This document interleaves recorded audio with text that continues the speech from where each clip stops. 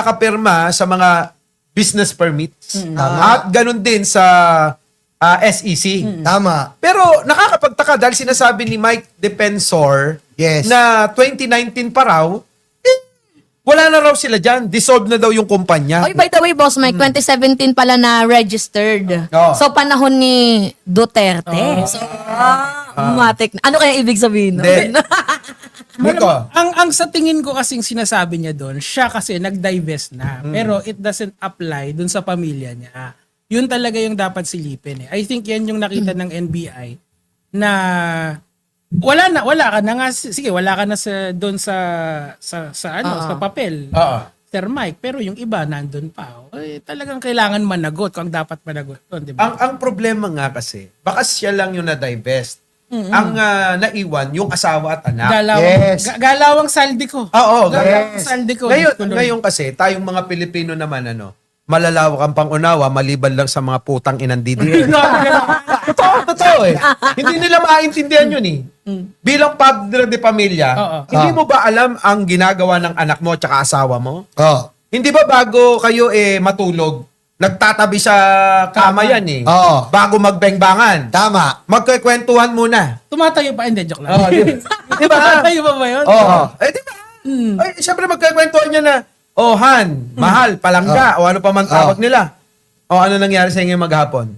Tama. Ganun din yung asawa. Han, palangga, ano nangyari sa isain? Nakailang babae ka ba ngayon? Oo. Di ba? Ganon. Grabe naman yung talaga. Rektahan na to. rekta Bengador nga tayo Correct. Di ba?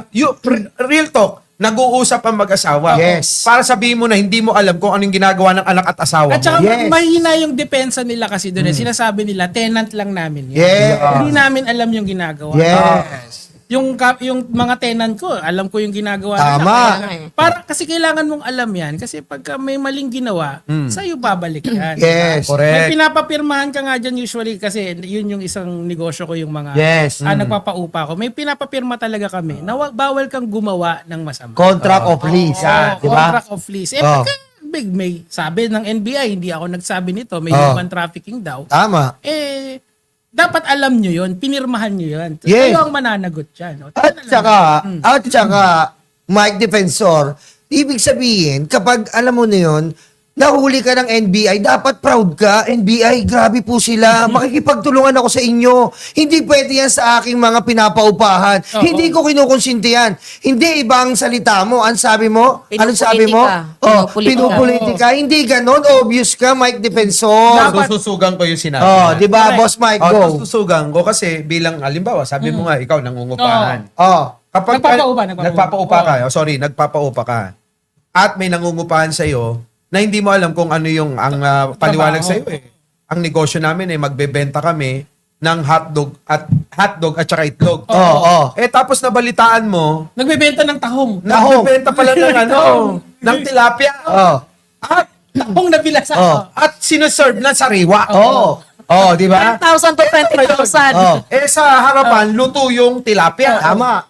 Yung pala may exit papunta dun sa Hotel. Ang galing naman, di ba? diba?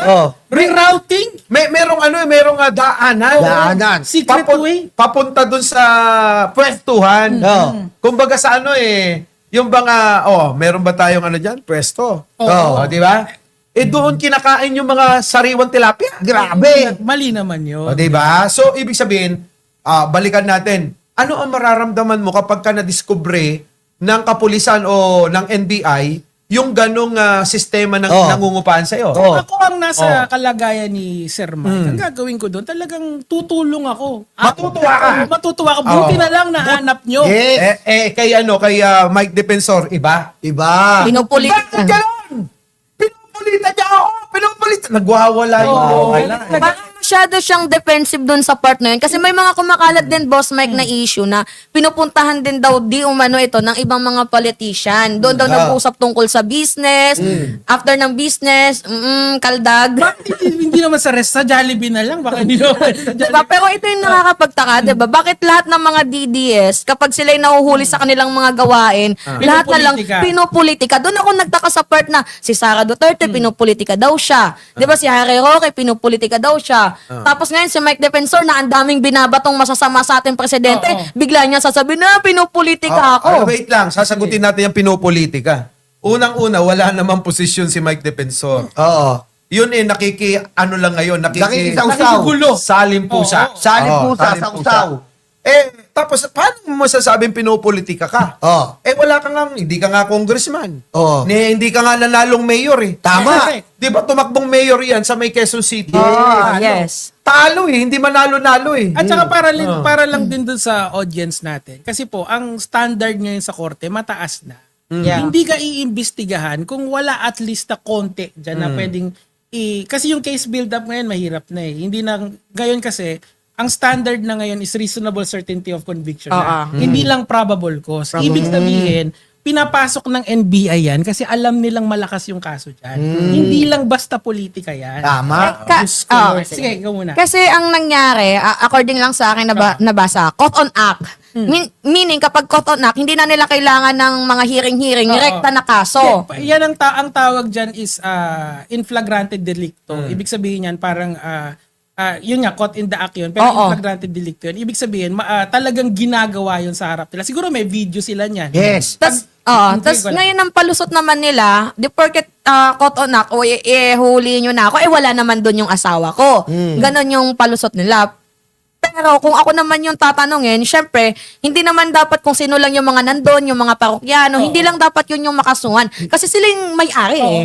Yung ang kailangan patunayan ng NBI dito kung may conspiracy to commit that. Kasi imposible naman din nila alam yun. Paano kung nagsalita yung mga babae doon na sila'y pinapaswelduhan ni Mike? Kayari si Mike doon. Hindi, tsaka tsaka sabi ni NBI Director Matibag, nagplanta talaga sila ng agent. Bumeembang yung agent eh. NBI Director, past team, na beembang ko po. I-clear lang natin, may police operation doon. Yes. Sabihin, legal yung operation na yun. Para makita yun. Baka kasi yung mga DDS i-twist tayo na, planting pala yan. Hindi. Correct operation yun. Huwag kayong iiyak, huli talaga. Nagplanta sila ng agent. Tsaka Mike ang KTV, ang meaning yan karaoke TV. Ginawa mong kangkangan, turuan, bembangan. Yan ang labo mo Toto. Sagutin natin yung sinasabit paliwanag ni Banat Bay. Alam naman natin na number 1 si Banat Bay na apologist ng kampo ng mga Duterte. At ipagpalagay na natin at sigurado naman tayo si Mike Defensor ay talagang nasa panig ng mga Duterte. Sipin nyo itong sinasabi. Na pag-aari lang naman nila yung hotel. Paano naging kasalanan nila yung kasalanan ng KTV bar? Bobo Bobo tong kaibigan ni Mark Gamboa. Yes. Sino? Si Banat ba? Yan. Anong sabi? Bobo nun. Sabi ba naman di lahat na lang sana ng mga hotel i-rate ninyo. Kaya sa akin, Banat ba? Mali yun. Alam mo, maaaring may punto ka kung magkaiba yung pintuan na entrance ng hotel at ng KTV. Yes. Hindi niya yata alam na iisa. Pagpasok mo sa KTV, dire-diretso na hanggang hotel Tama. So sasabihin mo na hindi magkasama. Ibig sabihin planado. Meron ito talagang pag-iisip na one-stop shop. Yes. Kumbaga, para hindi na mahirapan, meron na agad easy way out. Easy way. Pagbigyan nyo na yan si Banat Bay. Si Banat Bay kasi parang tissue paper ng ng DDS yan. Tissue Kapag paper. tatay guys, siya yung papahid. Ay, by the way, kasi nakita ko din sa interview na sinabi ni Mike Defensor na dapat daw, hindi lang kanilang KTV bar ang dinakip. Dapat yung mga katabi din daw nila. Ngayon naman, ito naman yung tanong ko, bakit mo naisipang ikanta din yung mga katabi mo? Ganun Ibig din. sabihin, may ginagawa. May ginagawa din ba? Tama. Ano yan una muna, that's illogical fallacy na what about tism? Parang ganito, kunyari, nahuli mo akong nag-cheat, hindi ko gagawin sa'yo yun. Pero pag nahuli mo ako, bakit si Nagets ko yun Pero bakit si ganito? Di ba nag-cheat din yan? O bakit hindi mo rin siya sisihin? Hindi yun. So ang operation is limited lang doon sa KTV bar na yun sa nabanggit na pinag-uusapan natin ngayon. Nandun yung, yung hot topic nandun yung ebidensya na meron sila. So yun yung pinasok nila. Bakit naman dadama yung iba? Ang sinasabi ba ni Banat ba yung iba din may ginagawa? Tama. Kaya dapat imbestigahan. Oo. Tama. May presumption of innocence na tinatawag sa ating batas. Meaning to say, pag meron kang ginawang, kunyari tayo, nag-uusap tayo, wala tayong masamang intensyon na gagawin sa ibang tao. So, ganun din yung mga nasa palibot. Yung parang connected cases. Yung kunyari, di porket may picture ka kay ganito, ibig sabihin, Exactly, di ba? hindi ganun yung automatic. Pero si Mary Grace, talagang kilala niya si Ramil Madriaga. Kilala ko Kilala yan. niya yun. Pero itong si Banat Boy, masyado ka namang defensive Banat Boy, parang hindi kayo doon tumatamboy, di umano. Hindi umano.